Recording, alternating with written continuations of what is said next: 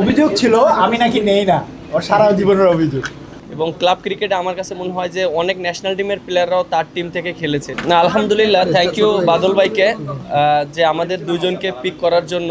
এবং আমি first time রূপগঞ্জে খেলছি এবং আমরা জানি যে ক্লাব ক্রিকেটে বাদল ভাইয়ের অবদান অনেক বেশি এবং তিনি যেভাবে দীর্ঘ অনেক দিন টিম করেছেন এবং অনেক চ্যাম্পিয়ন টিম করেছেন। এবং ক্লাব ক্রিকেটে আমার কাছে মনে হয় যে অনেক ন্যাশনাল টিমের প্লেয়াররাও তার টিম থেকে খেলেছে। সো এটা একটা বাংলাদেশ ক্রিকেটের জন্য একটা পজিটিভ দিক ছিল।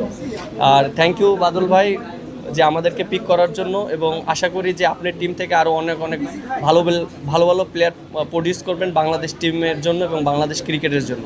এবারই প্রথম কেনা দুজন? হ্যাঁ, আমরা দুজন এবার প্রথম খেলছি। না, অবশ্যই অবশ্যই আমরা লক্ষ্য থাকবে চ্যাম্পিয়নশিপ হওয়ার জন্য, কারণ যেহেতু টিমটা অনেক ভালো টিম করেছে এবং আশা করি যে আমাদের টিমটা যদি আমরা সবাই একসাথে বন্ডিং ওয়াইজ খেলতে পারি, আশা করি অবশ্যই আমরা চ্যাম্পিয়ন হতে পারবো। অভিযোগ ছিল আমি নাকি নেই না, ওর সারা জীবনের অভিযোগ। অবশ্যই ভালো, যেহেতু অনেক দিন ধরে একটা জায়গায় খেলতেছিলাম, দেন সার্টেনলি আমাকে লাস্ট ইয়ার কোন টিম ছিল এটা, গুলশানিয়াতে খেলা, তো এবার একটা নতুন টিম। আর আমরা তো বাদল ভাইকে সবাই আগে থেকেই চিনি, বরাবরের মতন উনি সবসময় চেষ্টা করে ভালো টিম করার জন্য। চেষ্টা করবো আমরাও, যে মানে দুজন প্লেয়ার আমরা চেষ্টা করবো যে কয়টা ম্যাচ খেলার সুযোগ পাই যেন টিমের হেল্প হয়।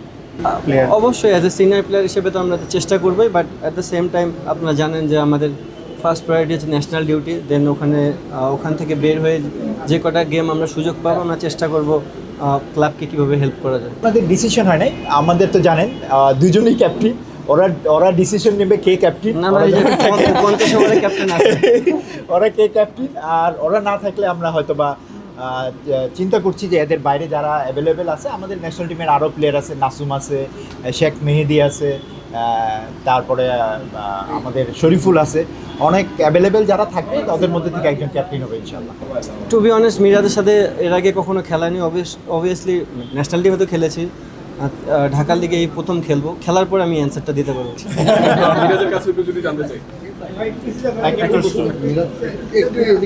না, আমরা তো একসাথে অনেক দিন ধরে আছি এবং আমরা একসাথে টেস্ট, ওডিআই, টি20 সবই খেলেছি এবং ক্লাব ক্রিকেটটা অবভিয়াসলি এটা একটা ডিফারেন্ট গেম এবং এখানে মানে সব ডোমেস্টিকের প্লেয়াররা একসাথে থাকে, এখানে সবার সাথে মানিয়ে নেওয়াটা খুব ইম্পর্টেন্ট। বাট লিটন দাসকে তো নতুন করে চিনানোর কোনো কিছু নেই, সো আশা করি ভালো হবে একসাথে। আসলে আমি মোস্তাফিজের সাথে আমার কথা হয়নি, আমার কোচের সাথে কথা হয়েছে।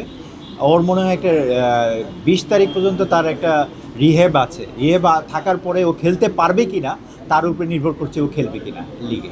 আমার মনে হয় আপনারা জানেন সবই ঘটনা, আমি আর ওটা পিছনে যাচ্ছি না। অ্যাকচুয়ালি আমাদের সরকারের ক্রীড়া মন্ত্রী, আমাদের বোর্ড প্রেসিডেন্ট তামিম ইকবাল আমাকে রিকোয়েস্ট করেছিল। আমি অ্যাকচুয়ালি আপনারা জানেন যে আমি টিমের যা ছিল সবার সাথে সব থেকে আমি তাদেরকে ছেড়ে দিয়েছিলাম, কিছু ধরে রাখতে পেরেছি। তারপরে আমাদের ন্যাশনাল এখন আইকন দুইজনই, দুই ফরম্যাটের ক্যাপ্টেন, এবং আশা করছি এদেরকে নিয়ে এবার আমরা চ্যাম্পিয়ন ফাইটে থাকবো। এটা নির্ভর করে কখন তারা ক্রিকেট ন্যাশনাল টিম থেকে তারা রিলিজ পায়, এবং তার রিলিজ পাওয়ার পরে কখন আমার টিমের সাথে ফিকচার মিলে সে কটা ম্যাচ তারা খেলবে, যে কটা অ্যাভেলেবেল থাকে সবই খেলবে।